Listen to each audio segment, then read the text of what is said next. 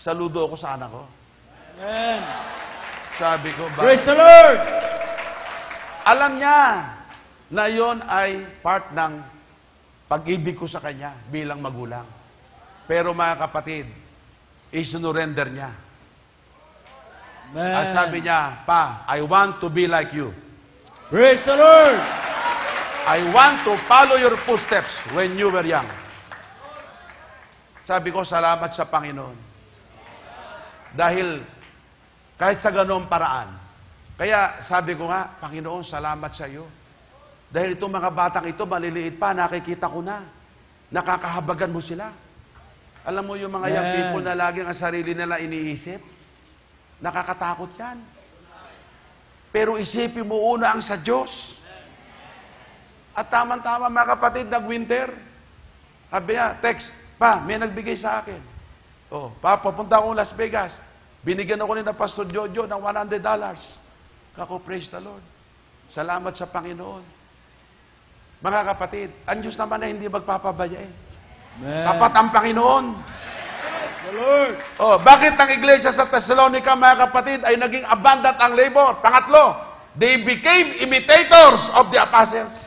Amen. Ang sabi sa 1 Thessalonians 1:6, basahin natin, ang sabi ng kasulatan ay ganito, Unang Thessalonica, Kabanatang 1, ganito ang sabi sa talatang 6. Ang sabi ng kasulatan, you also became imitators of us and of the Lord, having received the word in much tribulation with the joy of the Holy Spirit.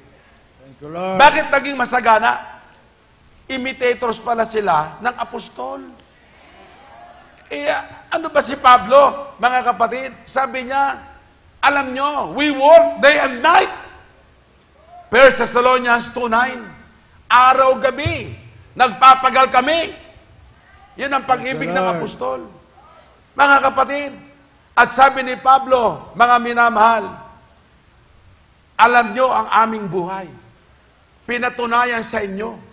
Kaya sa Acts 20, 31, 34 at 35, ang sabi ni Pablo, mga minamahal, alam nyo ang kami na ito'y nagpagal. Hindi siya nagpabigat. Sila'y nagsilbing patotoo maging sa mga kapatid. Alam nyo, maganda sa apostol, biyaya ng Diyos. Nagpastor siya ng Malagasan. Sabi sa akin nung matanda ron, alam mo dito, marami nagpastor. Marami rin silang utang. Ang mga membro, kumare at kumpare nila, si Peryo lamang. Kasi sa Cavite, parang ganyan eh. Hindi tinatawag ng pastor eh. Bakit ba sila gano'n, ano? Parang military ang tawag. Si Peryo lamang ang nagpastor dito na walang utang. Thank you, Lord. Pagkaya na niya mangyari yon anak ng matanda na doon tumutuloy ang mga pastor sa bahay niya. Nakakaya, may access siya. Pag yan anya'y walang ulam, lalamasin ang kaning lamig at lulutuin uli, tataktakan ng bechin at sa kanya, pagkain niya na yun. Mga kapatid, at yan ang pamumuhay ng sugo ng Diyos. Kumbaga mga kapatid, walang kagarbo-garbo. Purihin ang Panginoon. Nako, ang mga pastor, ang mga leader ng relihiyon, grabing pagkagarbo. Tingnan nyo, kahit lumakad, halos hindi mo mamalayan, andyan na pala. Sabi ko talagang iba ang sugo ng Diyos. Kaya ang mga apostol, paggagayahin mo, sasagana ang gawa mo. Gaganda ang buhay mo. Sabi ni Pablo sa unang Korinto 31, 15:31, I die daily. Araw-araw, ako'y namamatay. That is an idiomatic expression. Mga kapatid, sa biyaya ng Diyos, tingnan ang sugo ng Panginoon, walang inuurungan na trabaho. Maluwalhati ang Diyos. Ang alam niyo ang biyaya sa Fort Watch, meron tayong halimbawa.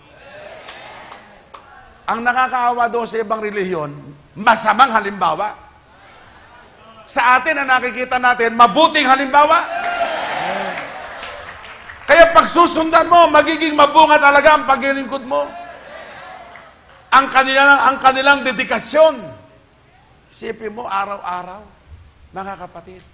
Kaya nga pag tinitinan ko, sabi ko kay Pastor Mona, sana ang sugo ng Diyos ay patuloy na bigyan pa ng Panginoon ng kalakasan.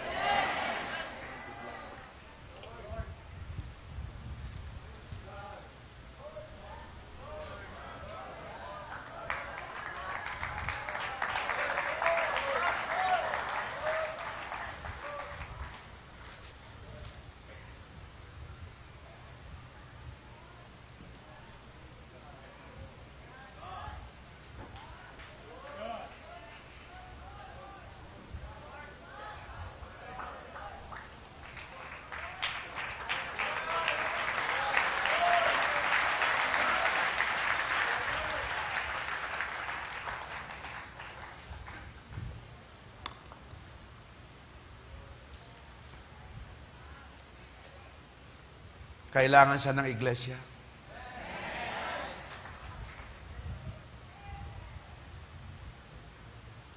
Kaya,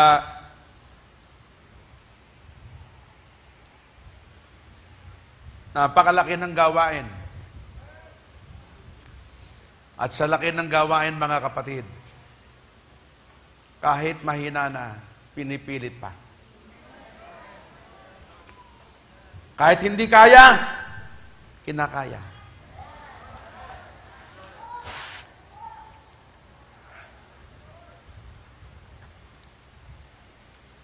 Dahil sa pag-ibig sa Diyos at sa kanyang gawain. Ngunit mga kapatid, marami sa atin malalakas.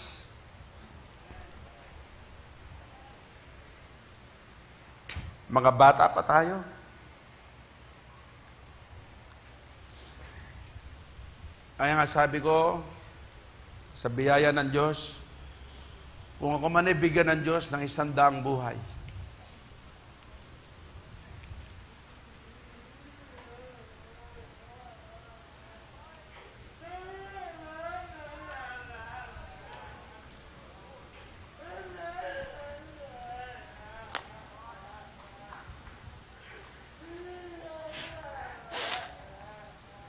ang 100 buhay na yan, paggagamit ko sa Panginoon.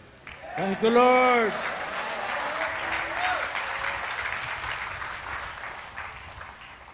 At yan ang ginawa namin, mga kapatid.